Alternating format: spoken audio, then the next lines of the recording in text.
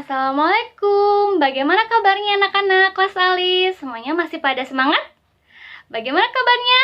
Alhamdulillah, luar biasa. Tetap semangat. Fresh, fresh, fresh. Allahu Akbar. Nah, semoga kalian semua masih tetap semangat ya di pagi hari ini. Kalian tadi pagi-pagi sudah beres belajar tetekinya kan ya, dengan guru tetekinya masing-masing. Lalu dilanjut dengan tadi ibu sudah memberikan sekilas video Bu Unci sedang menarikan gerakan membuang sampah. Gimana? Videonya seru tidak? Nah, kalian juga bisa mempelajari gerakan membuang sampah ya. Dan juga nanti kalau kalian sedang membersihkan rumah, kalian bisa sambil memperagakan gerakan membuang sampah tersebut. Jadi biar kegiatan membersihkan rumahnya lebih menyenangkan. Nah, anak-anak yang soleh-solehah, kita sekarang masih belajar di tema 4 ya. Kita masih belajar di tema 4, di subtema ke-2, pembelajaran ke-1. Jadi sekarang kita sudah masuk ke subtema baru nih. Subtema 2 ini kita akan belajar mengenai hidup bersih dan sehat di sekolah. Jadi, hidup bersih itu tidak hanya di rumah ya. Kalau kemarin kita kan belajar mengenai hidup bersih dan sehat di rumah, sekarang kita akan belajar mengenai hidup sehat dan bersih di sekolah. Nah, di halaman 51 nih, coba kalian perhatikan ya. Di halaman 51 di situ ada gambar Edo dan teman-teman sedang membersihkan kelas ya. Mereka saling bergotong royong membersihkan kelas. Ada yang menyapu lantai, ada yang menghapus papan tulis, ada yang membersihkan jendela. Kita baca yuk. Hidup bersih dan sehat tidak hanya di rumah. Kita juga harus hidup bersih dan sehat di sekolah. Kebersihan sekolah menjadi tanggung jawab semua warga sekolah. Dayu dan teman-teman menyadari hal itu. Apa yang dilakukan Dayu dan teman-teman? Nah, Dayu dan teman-teman sedang melakukan kegiatan membersihkan kelas ya. Lalu, apakah kamu setuju dengan kegiatan mereka? Harus setuju ya, karena dengan kita saling bekerja sama membersihkan ruangan kelas, maka nanti ruangan kelas kita menjadi bersih. Kalau ruangan kelas kita menjadi bersih pada saat kita sedang belajar, kita juga lebih enak ya, lebih nyaman karena tidak banyak nyamuk, tidak ada debu, atau juga lantainya juga bersih.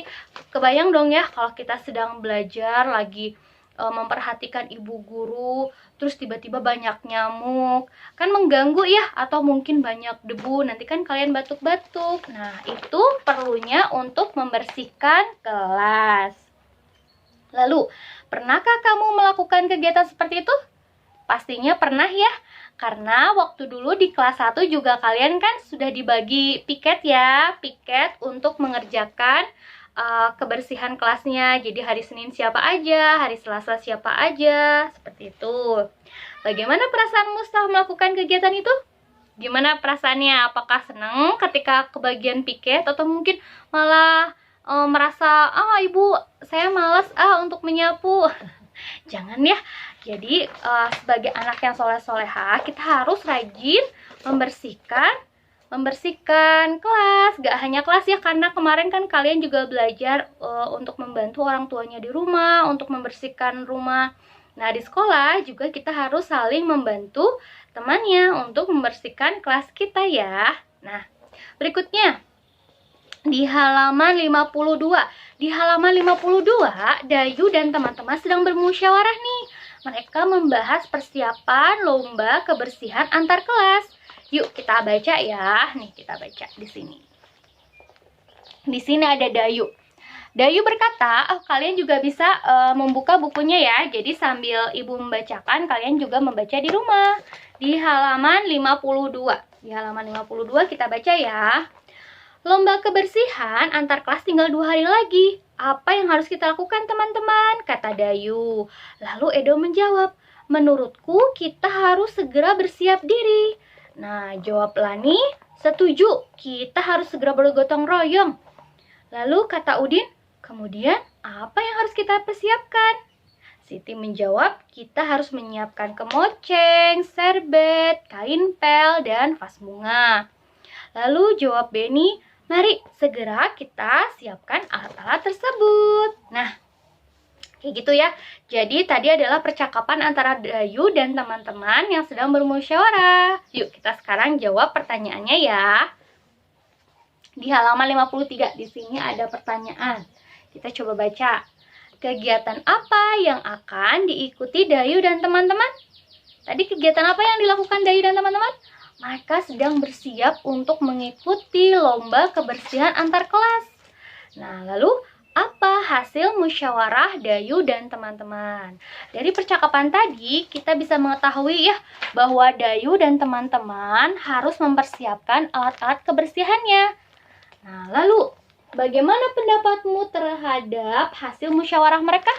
Kira-kira gimana pendapatnya? Pendapatnya setuju ya, karena ketika mereka akan melakukan suatu kegiatan bersama, mereka bermusyawarah dulu. Jadi, musyawarah itu penting ya.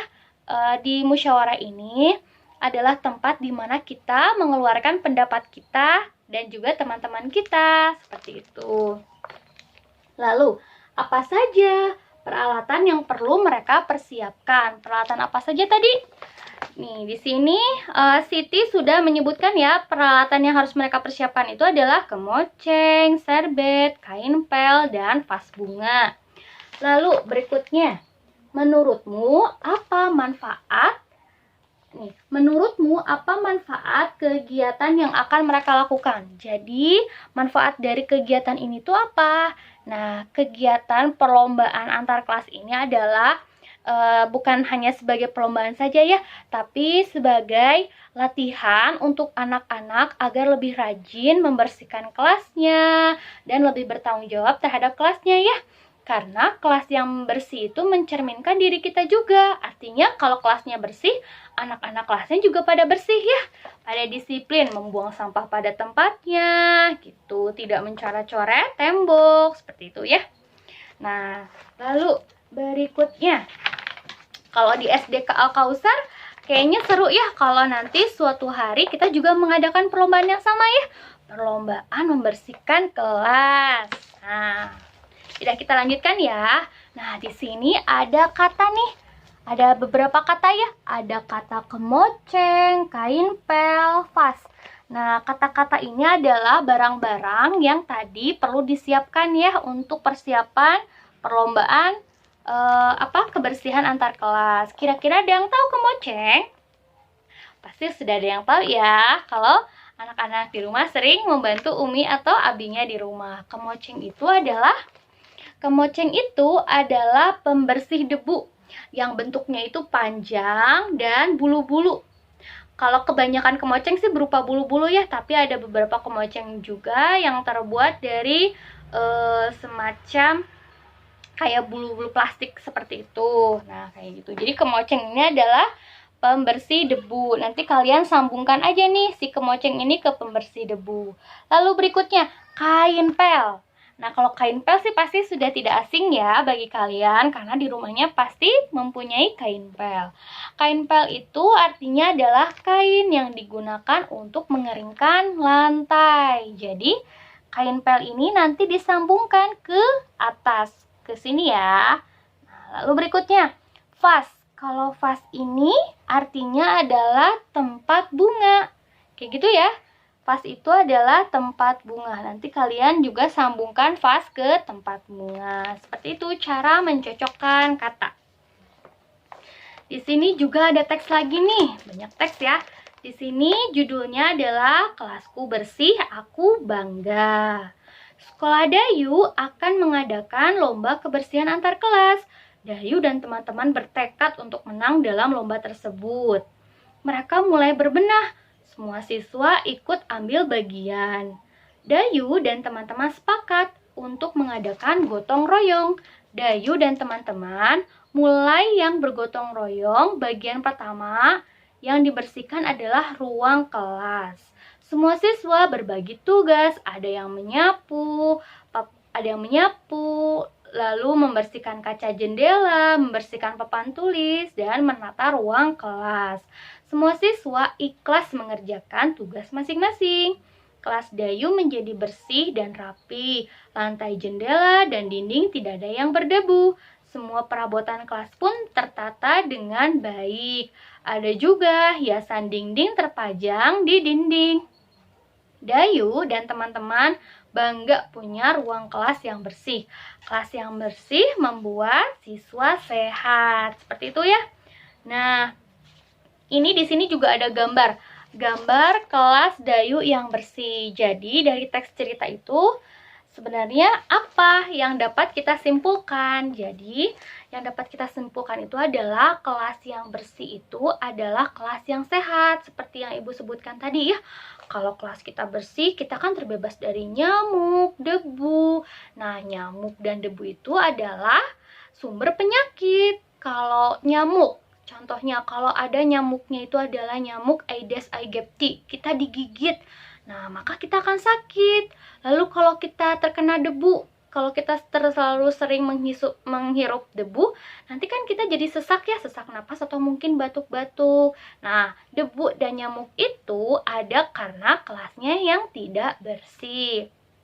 Oleh karena itu, kita harus rajin membersihkan kelas ya. Karena kalau lagi sedang belajar seperti biasa di sekolah, kita kan menghabiskan waktu paling banyak itu di dalam kelas kan ya. Seperti itu. Lalu juga tadi disebutkan ya, Dayu dan teman-teman tuh bergotong royong. Nah, bergotong royong itu juga kemarin ada di sila Pancasila ya. Kita itu harus bergotong royong. Bergotong royong itu untuk apa, Bu? Agar semua anak-anak di kelas memiliki tugasnya masing-masing. Kalau semua anak-anak di kelas memiliki tugas masing-masing, maka pekerjaan yang berat akan menjadi mudah. Contohnya, kalau hanya seorang yang membersihkan kelas, terasa berat tidak? Berat ya, harus menyapu lantai, membersihkan jendela, menghapus papan tulis. Beda halnya kalau yang mengerjakan itu adalah beberapa orang, maka pekerjaan yang sulit juga tampak lebih mudah dan menyenangkan. Seperti itu. Nah, lalu di sini juga disebutkan bahwa semua siswa ikhlas mengerjakan tugas masing-masing. Kembali lagi ya, kalau kita mengerjakan sesuatu, kita harus ikhlas. Tidak boleh kita merasa terpaksa dan malah mengomel gitu.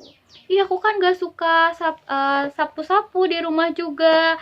Itu kan capek, Bu. Gimana? Jangan ya. Karena dengan kita belajar untuk membersihkan kelas atau mengerjakan tugas kita, kita juga dilatih untuk mengerjakan tugas kita secara beres gitu. Juga itu mengajarkan kalian untuk bersikap lebih mandiri karena kan sudah kelas 2 ya. Kalau sudah kelas 2 artinya kalian sudah dewasa dong ya. Nah, seperti itu ya.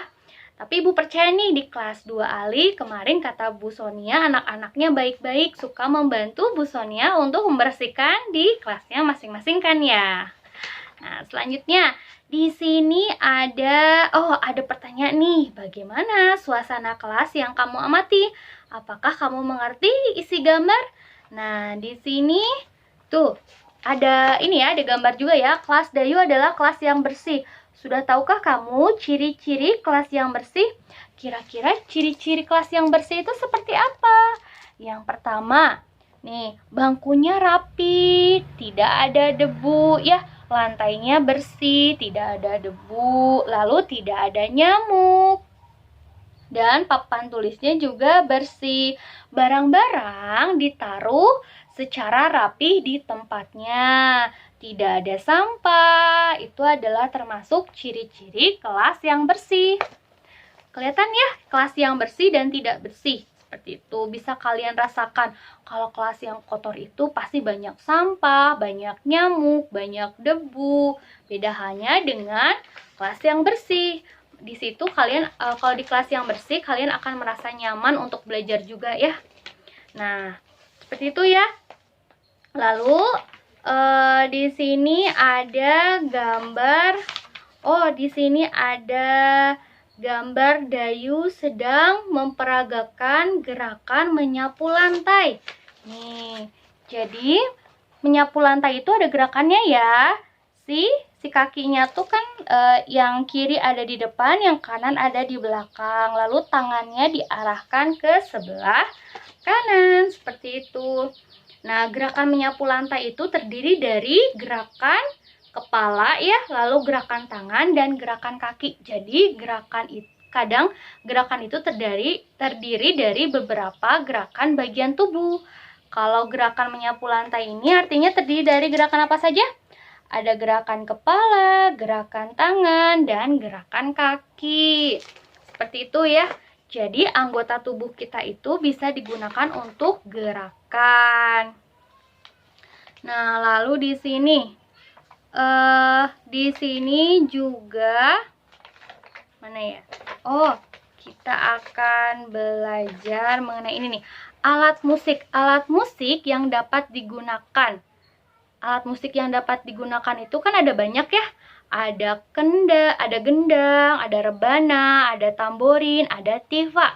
Nih, seperti ini. Kalian bisa melihat gambar-gambar alat musik di halaman 59.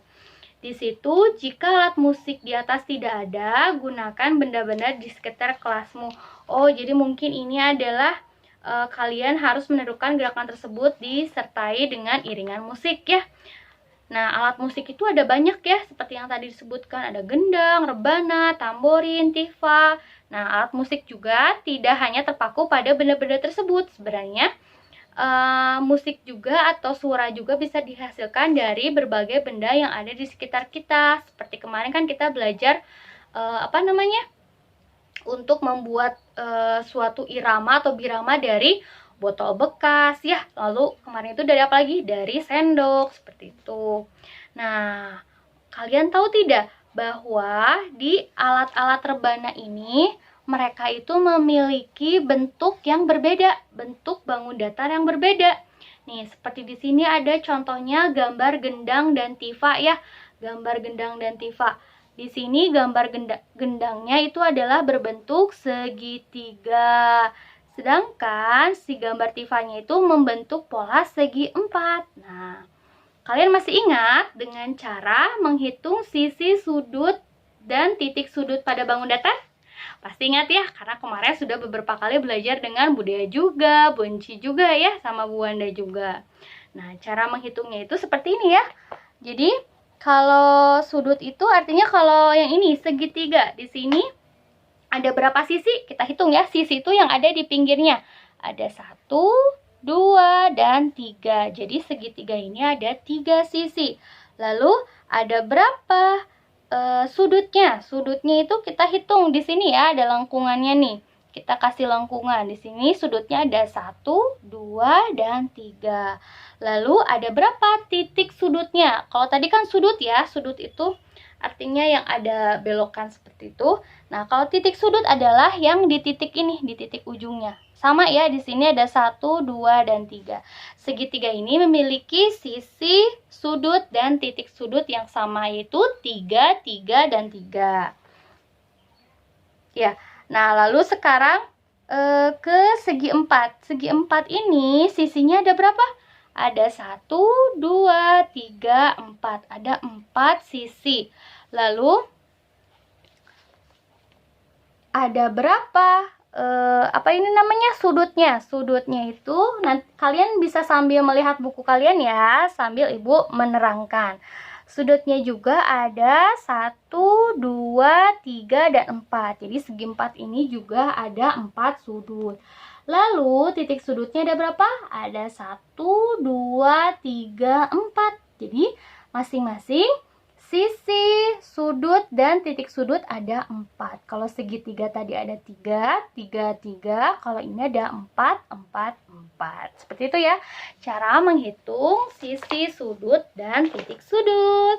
Nah, seperti itu anak-anak ya. Jadi kita hari ini tadi belajar apa? Udah, yang pertama kalian tadi melihat video dari Bu Enci sedang memperagakan gerakan membuang sampah. Lalu yang kedua, kita belajar mengenai di subtema baru ya. Kita belajar bagaimana cara hidup bersih dan sehat di sekolah.